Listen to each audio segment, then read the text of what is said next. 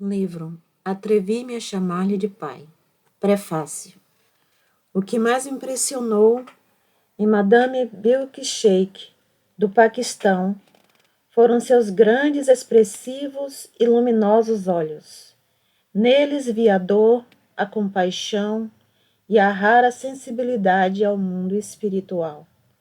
Uma senhora de misteriosa idade, com amostras de cabelos brancos, usava um lindo sari com dignidade e graça. Ao seu redor, um ar inconfundível de ter nascido para riqueza e posição. Sua voz tinha um timbre mais profundo e ressonante que eu já ouvira numa mulher. Nosso primeiro encontro deu-se no salão de jantar, com paredes espelhadas de um restaurante de Bel Air, na Califórnia. Nesse dia, ouvi o esboço da espantosa história de Madame Shake. As aventuras de muitos outros podem, talvez, igualar-se à dela em conteúdo dramático, mas poucas a igualariam em um aspecto. Raramente o Deus soberano interrompe o fluxo da história a fim de descer e revelar-se a um ser humano de maneira tão inequívoca como o fez a ela. O elemento da iniciativa divina era tão espantoso que lembra a experiência de Saulo de Tarso na estrada de Damasco. Ao ouvir o relato desses acontecimentos extraordinários, convenci-me de que essa história devia ser apresentada ao mundo. 2 anos se passaram desde aquele primeiro encontro. Naquele dia, eu não podia saber que Milkshake havia de tornar-se não somente uma amiga querida, mas uma verdadeira mãe no Senhor para mim. À medida que os acontecimentos se desdobravam e uniam nossas vidas, descobri uma mulher que possui uma única paixão: ser um catalisador a fim de mediar o Senhor a quem ela ama, a todo coração faminto que encontrar. Para tornar isso possível, o mesmo Senhor deu-lhe dons especiais de percepção espiritual e de conhecimento. Certo dia, em outubro de 1976, Bilkis telefonou-me na Flórida, de sua casa na Califórnia. Veio-me ao espírito a impressão de que você está preocupada com alguma coisa. O que é? E como posso ajudar? Fiquei espantada com a percepção dela. Você está certa, estou perturbada, disse-lhe eu. Acabo de saber que devo sofrer uma intervenção cirúrgica importante. O médico parece um tanto alarmado, mas... Depois de reunir todos os fatos, Madame Shake disse que buscaria a palavra de Jesus a respeito disso e desligou. A essa altura eu já sabia que sempre que minha amiga dizia que iria orar por alguma coisa, isso significava que ela estaria ajoelhada perante ele, às vezes por horas a fio. Ela telefonou-me no dia seguinte. Através da distância, sua voz transmitia segurança. Você não tem nada de que temer. A operação terá sucesso em todos os aspectos e o médico descobrirá que nada é maligno. E foi exatamente isso que aconteceu. Em outra ocasião, Bilkis telefonou a Dick e Beth Schneider, na Virgínia. Embora Dick estivesse trabalhando com afinco no manuscrito de Atrevi-me a chamar-lhe de pai, não tivera contato pessoal com Madame Shake por vários dias. Há algo errado com vocês dois, começou ela. Há algum tipo de emergência. Digam-me o que é, queridos amigos. E havia deveras. Os Schneider tinham 2 filhos na faculdade. Um deles tinha sido violentamente espancado por alegar ter visto 3 robustos terceiro-anistas surrarem um estudante franzino. A situação no dormitório agora estava um pouco difícil. As autoridades escolares não tinham sido notificadas adequadamente. e havia o perigo do filho do Schneider desejar sair da escola.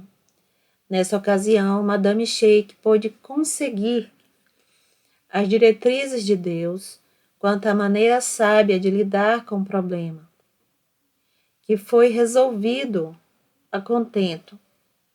Em tais ocasiões, tenho-me maravilhado do que uma cristã nova pudesse ter tão profunda percepção do mundo espiritual.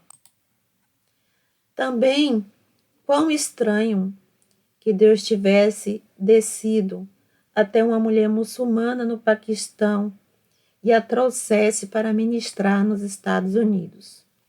Além disso, a intensidade da paixão de Madame Sheik em testemunhar de seu Senhor tem cumprido a condição primária para que Deus conceda seus dons especiais do Espírito Santo. Esses dons, com a unção e autoridade que os acompanham, são visíveis a todos os que a ouvem falar por todo o país. Entretanto, o fato de ela não preencher nenhum padrão estabelecido intriga muitos que se sentem mais à vontade quando determinado líder pode ser rotulado. Certo líder cristão exigiu por carta que ela afirmasse ser ou não carismática. Ela sentou-se à escrivaninha pensando a respeito dessa questão. É impressionante como uma única palavra pode dividir os que amam a Cristo. Brincando no impulso, tirou uma moeda da bolsa e disse: "Bem, pai, o Senhor decide." Jogou a moeda para cima, dizendo: "Cara, sou carismática, coroa não sou." A moeda prateada girou lindamente no ar e foi cair no tapete. Ela mal podia acreditar no que viu. Ajoelhando-se para ver melhor, sorriu para si mesma. Que melhor prova poderia ela ter do senso de humor do Senhor? A moeda havia aterrissado sobre a borda, nas grossas dobras do tapete, ficando de pé. A lição, diz Wilkes, é que o importante não é como adoramos, ou que palavras usamos, ou que rótulos coloquemos, mas se amamos nosso próximo, somos guiados pelo Santo Espírito de Deus? Obedecemos-lhes implicitamente? Choramos pelos que não conhecem Cristo? Ansiamos partilhar nosso conhecimento dele? Madame Sheik encontrou nos Estados Unidos uma surpreendente fome de Jesus. Surpreendente para ela, porque em visão que teve no Paquistão antes de emigrar para este país, ela viu os Estados Unidos como uma terra de muitas igrejas, com torres elevando-se acima de toda a vila e cidade. Dessa visão, inferiu que os Estados Unidos deviam ser um país completamente devotado a Deus. Na visão, porém, aparecia um bando de famintos gansos brancos. Depois de ter viajado de um lado a outro do país, ela sabe que os gansos representavam todos que nesta terra ainda não ouviram falar de Jesus. De maneira vívida, descreveu-nos seu primeiro domingo nos Estados Unidos.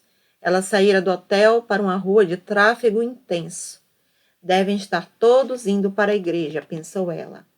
Viria a descobrir, entretanto, que a maioria dessas pessoas estava a caminho das praias, de campos de golfe e de lugares de piqueniques.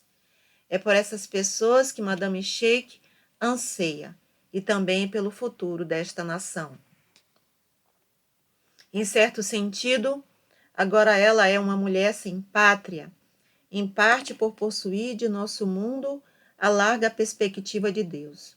Em outro sentido, leva consigo seu adorado Paquistão aonde quer que vai. Tendo sido obrigada a deixar seu pequeno pedaço de terra do outro lado do mundo com seu jardim, ela tem se ocupado em criar outro ao lado do morro, por trás da pequena casa na Califórnia que partilha com seu neto Mahmoud. Tão lindo tem se tornado esse pequeno jardim, que os vizinhos de sua rua, que haviam desistido de plantar qualquer coisa na ladeira estéril por trás de suas casas, inspirados por Madame Sheik, agora estão cultivando seus próprios jardins. Bilkis contou-me como, ao trabalhar entre suas flores, recentemente, ela pensava no missionário inglês William Carey, com quem se identifica muito, embora tenha ele falecido no ano de 1834 na Índia. Ele adorava as margaridas inglesas que floresciam nos prados de sua cidade natal, Paulsbury, em Northamptonshire.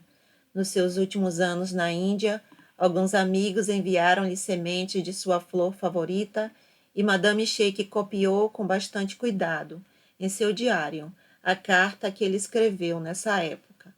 Sacudiu o saco de sementes sobre um pedaço de terra num lugar ensombreado.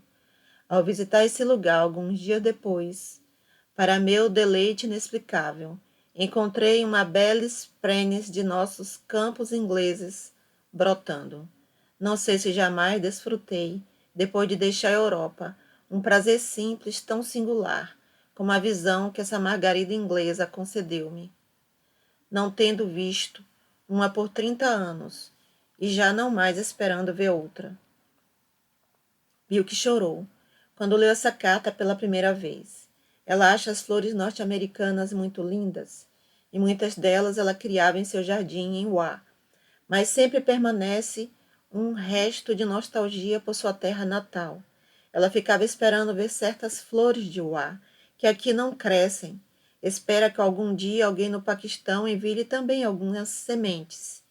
Entre mentes, nós nos Estados Unidos estamos ricos por causa de sua presença entre nós. Toda vez que estou com ela, toda vez que ouço sua voz profunda no telefone, tenho a certeza de que Deus é ainda um Deus soberano e que ainda está no controle de nosso mundo. Catherine Marshall, Evergreen Farm, Virgínia, 15 de outubro de 1977.